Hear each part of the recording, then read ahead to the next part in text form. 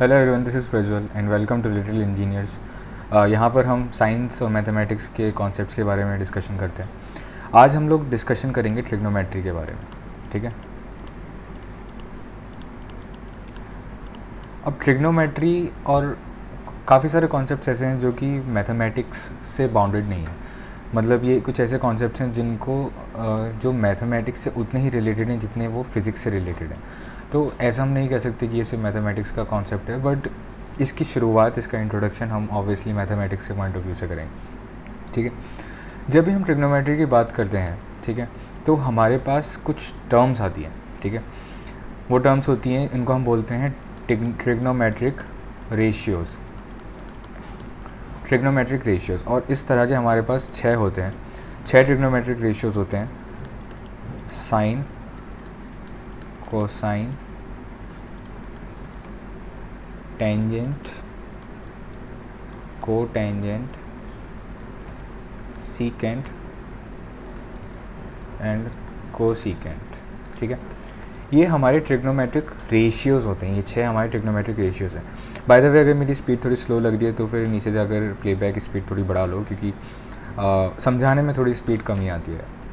ठीक है, तो ये हमारे 6 ट्रिग्नोमेट्रिक रेशियोज़ होते हैं। ठीक है, अब ट्रिग्नोमेट्रिक रेशियोज़ अगर मैं इनको बोल रहा हूँ तो अभी इसके बारे में डिस्कशन करते हैं। पहले इसको पूरा कर देता हूँ मैं। ठीक है, ये होते हैं, और इनके आगे यहाँ पर हम एक थीटा रखते हैं। थीटा, ये थीटा क्या होता है? ये थीटा, उसके बारे में हम डिस्कशन करेंगे कि ये थीटा होता क्या है।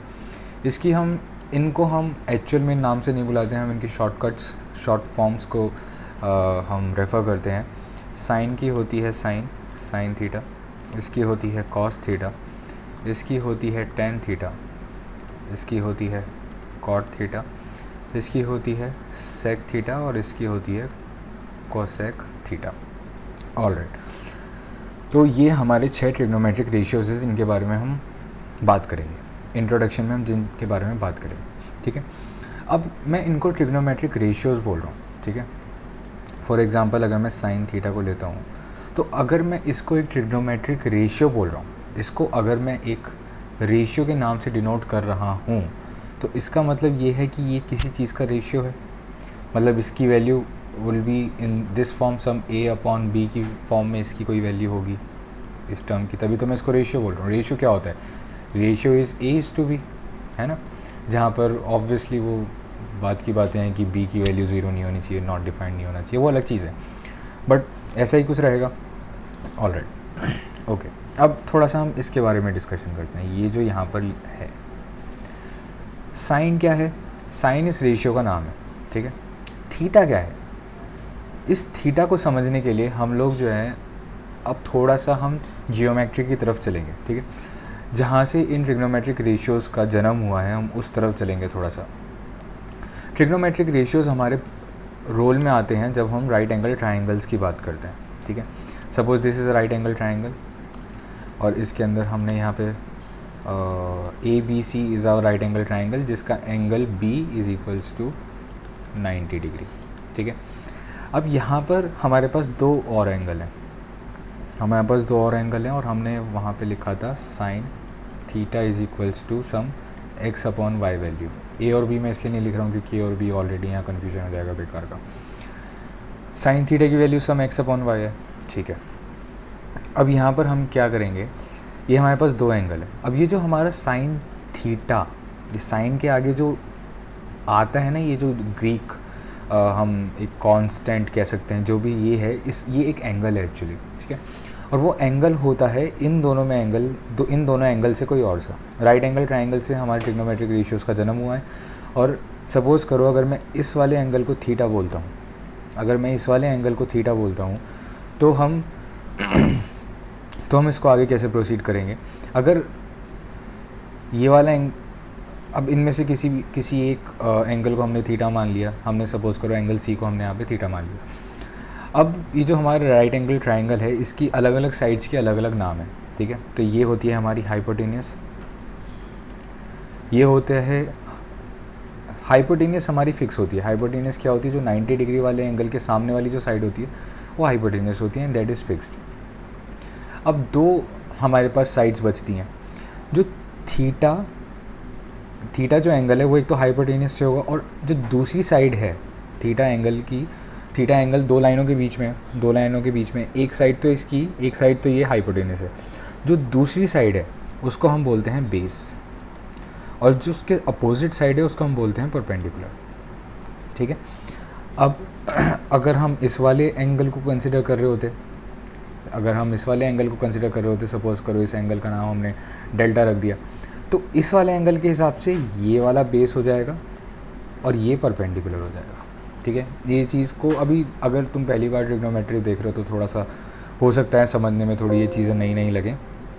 जस्ट 1 सेकेंड, मेरे लैपटॉप की बैटरी ख़त्म हो रही है, जस्ट एक सेकेंड।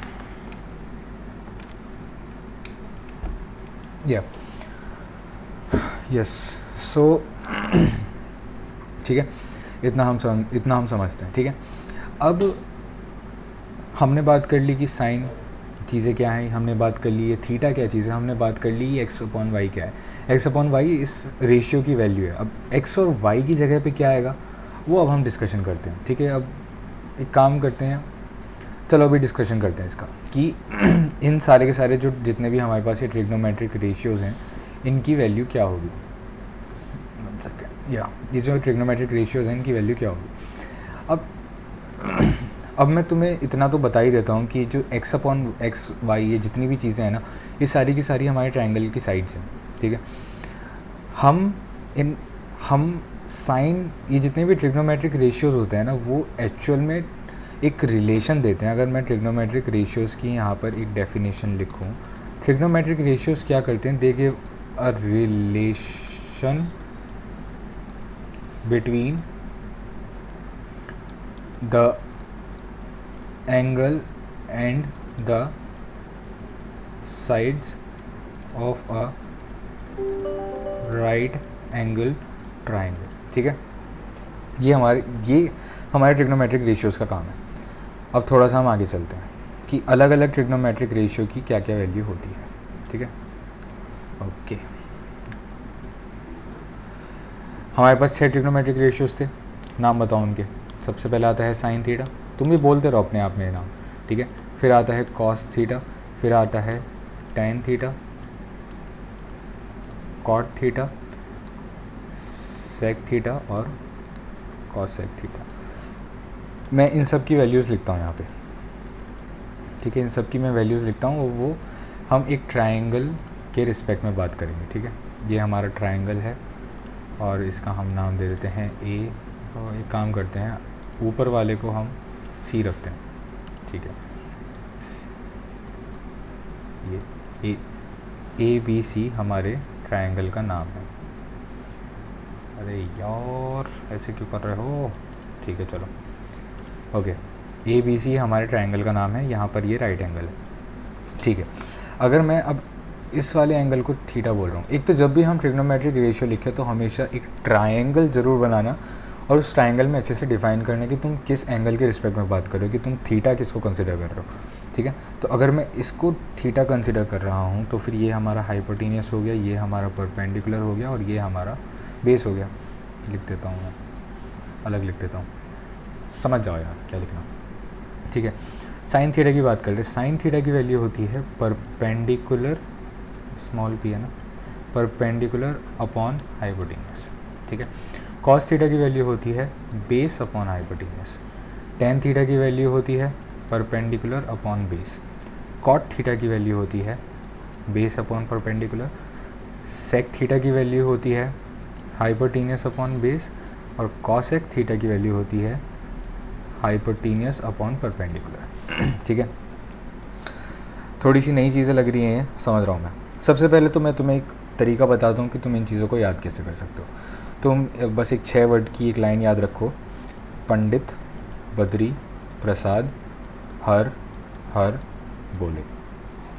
तुम्हें बस ये एक मंत्र याद रखना है, उसके बेसिस पे तुम इसको अच्छे से समझ सकते हो। मैं बताता हूँ कैसे। पंडित बद्री प्रसाद हर हर बोले, इसमें जो तुम्हारे पहले वाला रेशियो है that is sine theta perpendicular upon hypotenuse, दिख रहा है। दूसरे वाला है तुम्हारा कॉस थीटा और तीसरे वाला है तुम्हारा टेन थीटा। ठीक है, 3 हो गए। बाकी की अगर हम बात करें बाकी की अगर हम बात करें तो मैं तुम्हें एक चीज़ और बताता हूँ कि जो हमारा कॉट थीटा है, अगर तुम ध्यान से देखो, टेन थीटा क्या है, पी अपॉन बी, और कॉट थीटा क्या है, बी अपॉन पी। तो इसका मतलब ये नहीं है क्या कि कॉट थीटा की वैल्यू एक्चुअल में 1/10 थीटा है ना। सेक थीटा की वैल्यू क्या एक्चुअल में तुम्हें 1/cos थीटा जैसी नहीं लग रही, लग रही है ना। एंड कॉसेक थीटा की वैल्यू क्या तुम्हें एक्चुअल में 1/sin थीटा जैसी नहीं लग रही, लग रही है ना। तो अगर तुम्हें साइन, कॉस और टेन का पता है तो तुम्हें मतलब सबका पता है। तो इस तरह से तुम इन रेशियोज़ की जो एग्जैक्ट वैल्यू है तुम वो भी याद रख सकते हो। तो ट्रिग्नोमेट्री में हमने अभी इतना जान लिया। अब बस मुझे इसमें एक और चीज़ बतानी है कि इनकी वैल्यूज़ मतलब क्या होती है। मतलब अगर मैं यहाँ पे बात करूँ, अगर मैं यहाँ पे इस तरह से बात करूँ कि अगर तुम्हें कहीं लिखना पड़े कि साइन 60 की वैल्यू क्या होती है या कॉस 30 की वैल्यू क्या होती है, तो मुझे अभी तुम्हें वो वैल्यूज़ बतानी है। मैं एक काम करता हूँ, उन वैल्यूज़ को दूसरी वीडियो में बताता हूँ। मुझे लग रहा है वीडियो थोड़ी ज़्यादा लंबी हो गई है, बट आई होप कि थोड़ा समझ में आया होगा। अगर समझ में नहीं आया तो थोड़ा सा कमेंट्स में बताओ। मैं ये थोड़ा ऑनलाइन पढ़ाने वाला काम थोड़ा नया नया शुरू कर रहा हूँ, तो मुझे थोड़ी सी गाइडेंस चाहिए कि मतलब किस तरह से विदाउट एकदम से ऑनलाइन में ऐसा होता है ना कि मैं एकदम से तुम्हारे एक्सप्रेशन देख के फीडबैक नहीं दे सकता ना कि तुम्हें समझ में आ रहा है नहीं आ रहा है। तो मुझे थोड़ा कमेंट्स में बताओ कि किस जगह मैं अगर सही से नहीं समझा रहा हूँ तो किस जगह किस तरह से अच्छे से समझा सकता हूँ। और अगली वीडियो बनाते हैं और उसके अंदर मैं इनकी वैल्यूज़ की बात करता हूँ। चलो।